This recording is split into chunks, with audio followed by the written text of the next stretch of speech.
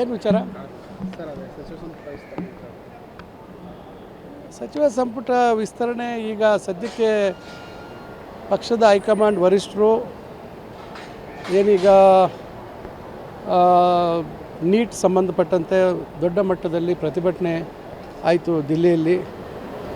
ಅದರ ಮುಂದುವರೆದ ಭಾಗ ವಿದ್ಯಾರ್ಥಿಗಳ ಮೇಲೆ ನಡೆದಂಥ ಪೊಲೀಸ್ನ ದಬ್ಬಾಳಿಕೆ, ಕೇಂದ್ರ ಸರ್ಕಾರದ ದಬ್ಬಾಳಿಕೆ ಇದರ ವಿರುದ್ಧವಾಗಿ ಮಾನ್ಯ ನಮ್ಮ ಲೋಕಸಭೆಯ ವಿರೋಧ ಪಕ್ಷದ ನಾಯಕರಾಗಿರ್ತಕ್ಕಂಥ ರಾಹುಲ್ ಗಾಂಧಿ ಅವರು ನಿನ್ನೆ ಪ್ರಧಾನಮಂತ್ರಿಗಳ ಮನೆ ಮುಂದೆ ಧರಣಿಯನ್ನು ಮಾಡಿದ್ದಾರೆ. ಇದಕ್ಕೆ ಕ್ರಮ ಆಗಬೇಕು, ಶಿಕ್ಷಣ ಸಚಿವರು ರಾಜೀನಾಮೆ ಕೊಡಬೇಕು, ಗೃಹ ಸಚಿವರು ರಾಜೀನಾಮೆ ಕೊಡಬೇಕು ಮತ್ತು ವಿದ್ಯಾರ್ಥಿಗಳ ಮೇಲೆ ಹಾಕಿರ್ತಕ್ಕಂಥ ಮೊಕದ್ದಮೆಗಳನ್ನು ಹಿಂದೆ ಪಡಿಬೇಕು ಮತ್ತು ಶಿಕ್ಷಣ ವ್ಯವಸ್ಥೆಯಲ್ಲಿ ದೊಡ್ಡ ಮಟ್ಟದ ಸುಧಾರಣೆ ಆಗಬೇಕು, ಲೋಕಸಭೆಯಲ್ಲಿ ಇದು ಚರ್ಚೆ ಆಗಬೇಕು ಅಂತಕ್ಕಂಥ ವಿಷಯಗಳನ್ನು ಎತ್ತಿದ್ದಾರೆ.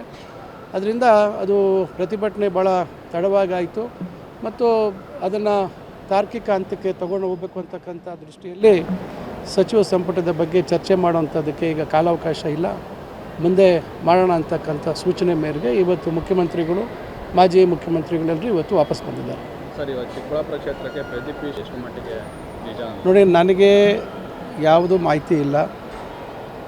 ಯಾರ ಹೆಸರು ಓಡಾಡ್ತಿದೆ, ಯಾರ ಹೆಸರು ಓಡಾಡ್ತಿಲ್ಲ ಅನ್ನೋವಂಥದ್ದು ಬಹುಶಃ ಮಾಧ್ಯಮಗಳಲ್ಲಿ ಇರ್ತಕ್ಕಂಥ ಊಹಾಪೋಹ. ಇದುವರೆಗೂ ವರಿಷ್ಠರು ಇದ್ರ ಬಗ್ಗೆ ಚರ್ಚೆ ಮಾಡಿಲ್ಲ. ಚರ್ಚೆ ಮಾಡಿ ಅಂತಿಮ ಆದಾಗ ಯಾರ ಹೆಸರು ಅಂತಿಮ ಆಗ್ತಿದೆ ಅಂತಕ್ಕಂಥದ್ದು ಗೊತ್ತಾಗ್ತದೆ. ಯಾವಾಗ ಆಗ್ಬೋದು ಅಂತ ನಿರೀಕ್ಷೆ ಇದೆ? ನೋಡಿ, ಇದು ಸುಮಾರು ಸಮಯ ಆಯಿತು, ಈಗಾಗಲೇ ಭಾಳ ವಿಳಂಬ ಆಗಿದೆ. ಆದರೆ ಕಾರಣ ಇದೆ, ಸಕಾರಣಗಳಿರೋ ಕಾರಣದಿಂದ ವಿಳಂಬ ಆಗಿದೆ.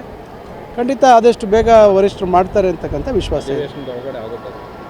ನೋಡಬೇಕು, ಯಾಕಂದರೆ ಇವತ್ತು ದೇಶದ ಮುಂದೆ ಇರ್ತಕ್ಕಂಥ ವಿಚಾರಗಳು, ಇವತ್ತು ನೀಟ್ ಅಂತ ಹೇಳಿದೆ, ಈಗಾಗಲೇ ರಾಮ ಮಂದಿರದ ವಿಚಾರ, ಏನು ಕೇಂದ್ರ ಸರ್ಕಾರದ ವೈಫಲ್ಯಗಳ ಬಗ್ಗೆ ದೊಡ್ಡ ಮಟ್ಟದಲ್ಲಿ ಇವತ್ತು ನಮ್ಮ ಪಕ್ಷ ಅದನ್ನು ವಿರೋಧ ಮಾಡ್ತಕ್ಕಂಥದ್ದು ಮತ್ತು ಸಾರ್ವಜನಿಕರ ಗಮನಕ್ಕೆ ತರುವಂಥ ಒಂದು ಪ್ರಯತ್ನ ಆಗ್ತಾ ಇರೋ ಕಾರಣದಿಂದ ಏನು ನಿಖರವಾಗಿ ನಾವು ಯಾರು ಹೇಳಲಿಕ್ಕೆ ಸಾಧ್ಯ ಇಲ್ಲ.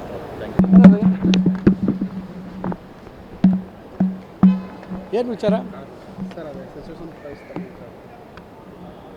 ಸಚಿವ ಸಂಪುಟ ವಿಸ್ತರಣೆ ಈಗ ಸದ್ಯಕ್ಕೆ ಪಕ್ಷದ ಹೈಕಮಾಂಡ್ ವರಿಷ್ಠರು ಏನೀಗ